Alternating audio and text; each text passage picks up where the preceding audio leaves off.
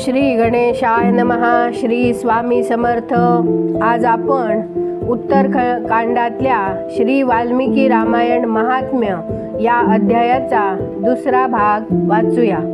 ब्रह्मा, विष्णू, रुद्र नामक भिन्न भिन्न रूप धारण करून विश्वाची सृष्टी, संहार आणि पालन करतात त्या आदिदेव परमोत्कृष्ट परमात्मा श्री रामचंद्रांना आपल्या हृदय मंदिरात स्थापित करून मनुष्य मोक्षाचा धनी होतो, जो नाम तसेच जाती आदी विकल्पांनी रहित, कार्यकारणापासून परांगमुख, सर्वोत्कृष्ट वेदांत शास्त्राद्वारे जगण्यायोग्य तसंच आपल्याच प्रकाशात प्रकाशित होणारा परमात्मा आहे. त्याचा समस्त वेद आणि पुराणांद्वारे साक्षात्कार होतो. या रामायणाच्या पारायणानं देखील त्याची प्राप्ती होऊ शकते.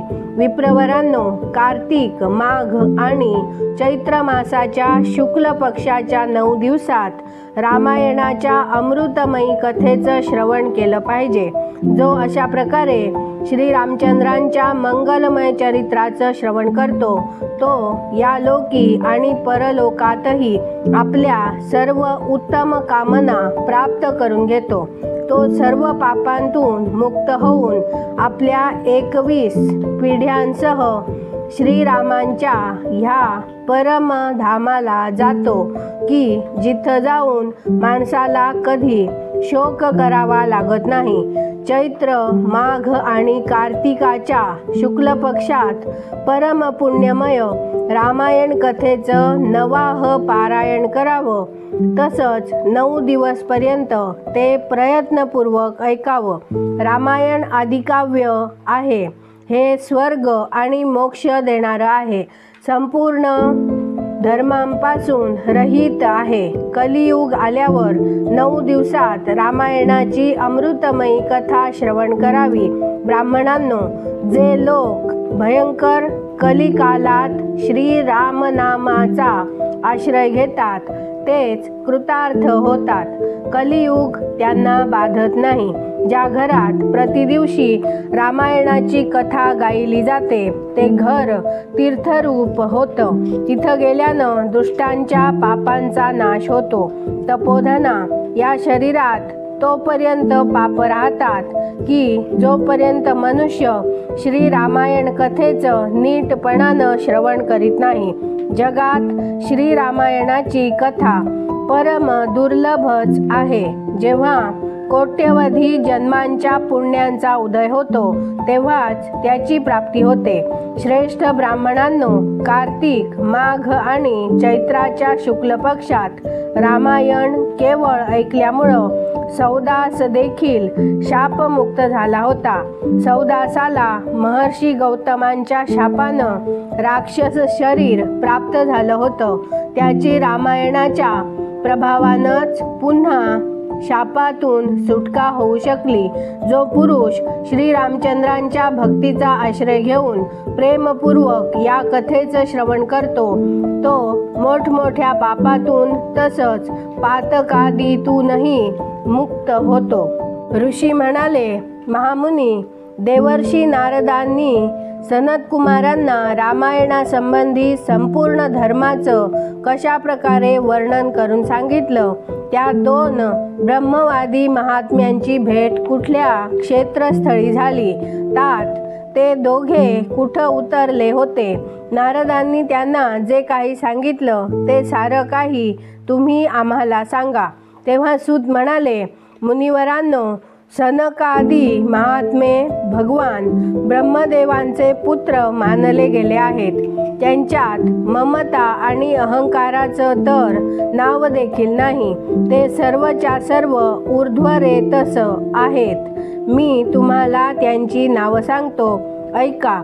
सनक, सनंदन, सनतकुमार आणि सनातन हे 4 सनकादी मानले गेले आहेत. ते भगवान विष्णूंचे भक्त आणि महात्मे आहेत. ते सदैव ब्रह्मध्यानात गडलेले असतात.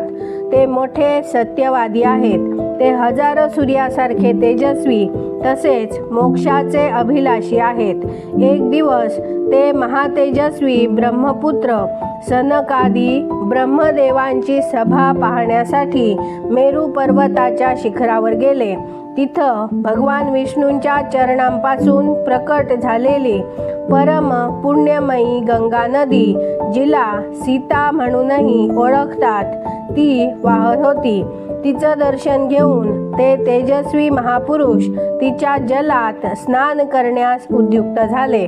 ब्राह्मणांनो, इतक्यातच देवर्षी नारद मुनी भगवानाच्या नारायणादी नावांचा उच्चार करीत तिथं येऊन पोहोचले. ते नारायण, अच्युत, अनंत, वासुदेव, जनार्दन, यज्ञेश, यज्ञपुरुष, राम, विष्णू, तुम्हाला नमस्कार असो, अशा प्रकारे भगवान नामांचे उच्चारण करीत होते. सर्व जगाला पावन करीत आणि एकमात्र लोकपावनी गंगेची स्तुती करीत तेथे आले. त्यांना येताना पाहून महातेजस्वी सनकादी मुनींनी त्यांची यथोचित पूजा केली. तसेच नारदांनी देखील त्यांच्या पुढे मस्तक झुकविले. त्यानंतर तेथे मुनींच्या सभेत सनत कुमारांनी भगवान नारायणांचे परमभक्त मुनिवर नारदांशी बोलावयास सुरुवात केली. सनत कुमार म्हणाले, महाप्राज्ञ नारदा, तुम्ही समस्त मुनिवरात सर्वज्ञ आहात. सदैव श्रीहरींच्या भक्तीत तत्पर राहता, म्हणून तुमच्याहून वरचढ इतर कुणी नाही. म्हणून मी विचारतो की ज्यांच्यापासून समस्त चराचर जगाची उत्पत्ती झाली, तसेच ही गंगा ज्यांच्या चरणांपासून प्रकट झाली, त्या श्रीहरींच्या स्वरूपाचं ज्ञान कसं होतं? जर तुमची आम्हावर कृपादृष्टी असेल तर आमच्या या प्रश्नाचं यथार्थपणानं विवेचन करावं. इथे श्री वाल्मिकी रामायण महात्म्य या अध्यायाचा दुसरा भाग पूर्ण झाला. उद्या आपण याचा पुढचा भाग, तिसरा भाग वाचूया. धन्यवाद. जय जय श्रीराम.